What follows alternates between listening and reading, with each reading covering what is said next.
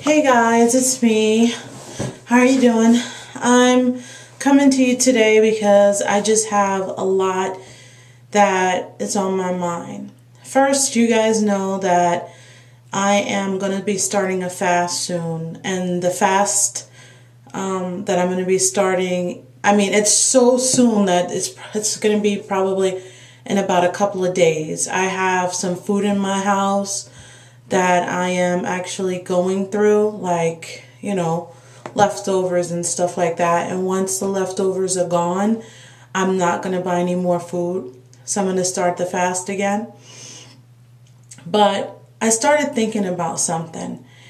And that is, I started thinking about my relationship with food. Like, I started thinking that I was going to basically have a food funeral. And I'll explain that. What I mean is that I decided that there are certain foods in my life that if I continue to eat it, that I'm going to continue to be back at square one. That I have such an emotional connection towards food or with food that I'm not able to eat just a moderate amount of food. And I think that we as a society, we have become accustomed to believing what the so-called professionals say, meaning we've gotten accustomed to believing what the doctors tell us, what the food industry tells us, what the media tells us, and they've made it so that we are to believe that it's okay to have these foods in moderation, that it's not exactly, what we're eating, but it's how much of it that we're eating that's causing us to be fat. And I don't believe that anymore. I think that it's time for you and I to actually think outside the box, to not allow what doctors, media, food industry, diet industry is actually telling us. If you think about it, if your best friend came to you and told you, hey, snickerdoodle cookies is going to help you to lose weight, you're not going to listen. You're going to say, oh, really? That's interesting. It's an interesting concept. I'm going to need to do some more research. But when it comes to the food industry and media and the diet industry, we don't do our due diligence when it comes to that. We just take what they have to say at face value and we stick by it. And I think all my life I've been living by what, professionals have told me. I've been listening to the fact that I can eat, but I need to eat in moderation. It's not what I'm eating, it's how much of it that I'm eating. And I don't believe that anymore. I'm not going to listen to the professionals anymore. I need to do what I feel would be right for my body. Are you doing that? Are you actually listening to other people about what's good for your body, what's good for you? And I think I've done that. I know I've done that. I've come to accustomed to believing that I should have dessert after dinner. That's like a ritual. Or on Thanksgiving, I should gorge myself until I'm like full and laid out all over the bed. Like that's normal for like a holiday that's centered around food, to just, gorge yourself and just be stuffed and like fall asleep on Thanksgiving. Like that's normal in my family life. And I know people that's normal for. And Thanksgiving they visit, multiple friends' house and family houses to eat, and later on like feel stuffed. Why is it acceptable to gain weight during the holidays? These are things that has been fed to us by the media, and we take it in and we believe that these things are true. I don't want to have anyone else control or have control over my life that much. You know what I mean? I don't see that as true. I see food as one of the most deadliest drugs out there. You can't get pulled over for, stuffing your face with a hamburger, but honestly, I think you should.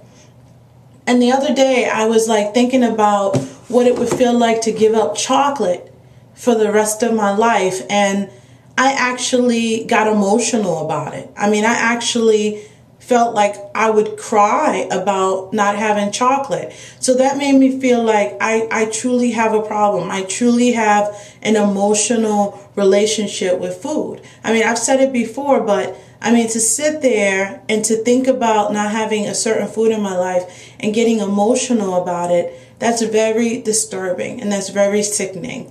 So what I've decided to do is I've decided to kill certain foods. I'm making a commitment to myself that within the next 2 years that I'm not going to have the goodies, the sweets, the cakes, the candy, the cookies, the stuff that actually holds me back from being happy because I'm addicted to it. I'm not going to have those things for the next 2 years. I'm not going to have fast food for the next 2 years. This is a commitment that I've made to myself, and I'm going to have my own personal food funeral. I actually have a box that says RIP, rest in peace. I'm going to start writing down the foods that actually hold me back, and start putting it in my little paper coffin, and I'm going to kill it. I'm going to either bury it somewhere or I'm going to throw it away. And this signifies my time to mourn for that which is not good for my life. I know it sounds crazy, but I feel that I have such a deep emotional connection with food that I actually need to get it out of my life for a long period of time, and I need to mourn for it. So, I mean, that's something to think about. You have to think about you. I mean, why is it that you have to eat these foods in moderation? Do they tell alcoholics to drink in moderation after, I mean, since they know that alcohol may be deadly to the alcoholic, do they tell them to drink in moderation? Do they tell crackheads to take crack in moderation? Do they tell heroin addicts to, stick their veins, with heroin in moderation? So why would you tell a food addict that they can have the sweets and the goodies and the things, the certain foods that cause you to relapse? So that's stuff I'm going to get out of my life. I'm going to make a conscious decision that for the next 2 years, these things won't touch my lips. I'm not going to have it, and I'm not going to listen to other people in my life that may feel that it's okay, because there are going to be those naysayers that's going to come in and say, hey, what are you doing? That's like extreme. You can have stuff in moderation, or what are you doing? You're doing it the wrong way. That's just too much. You have to live for yourself. And I'm tired of allowing food to rule my life. Today I weighed myself and I'm back up to 310 or whatever. So I've gained all the weight back that I've lost. And, actually it's disgusting. And I'm coming on here to tell you because I want to keep it real. If you're going through what I'm going through, it's time to just, wrap it up, man. Wrap it up. It's too much already. You're allowing food to rule your life. Food is the ruler of your life, and it's why you're not able to accomplish the things that you want to accomplish in life, because you have been you are doing food's bidding, and it's horrible. I'm sick and tired of it already. I'm actually there's never been a time when I've said to myself that I'm prepared to give up certain foods, but right now, this time in my life, I'm actually prepared. I am ready to give up these foods. My happiness, my health is worth more than these foods. And you have to feel the same way. You have to get to a point where you feel you're sick and tired of being sick and tired. You're at a point where you say you don't want food to rule your life anymore. That's over with. That's done with. You're ready to give up certain foods. You're ready to give up those foods, because if you continue just to have a little bite, a little piece, it makes you relapse. And that's where I'm at. And you know, this fasting, it's just not, I know it's the title is fasting for weight loss. And yes, I started this journey because I wanted to fast for weight loss, but there's so many benefits of fasting. I just want to I want to be clean. I want to be cleansed. I want to be purified. I want to be healthy from the inside out. I want my spirit, my soul to be just cleansed. I want to be in touch with myself. And I know that the fasting is going to do that for me. And I want you guys to join me. I really, truly appreciate everyone that has subscribed to me. I appreciate all of your emails. I appreciate, you staying in touch and sending me kind words and everything.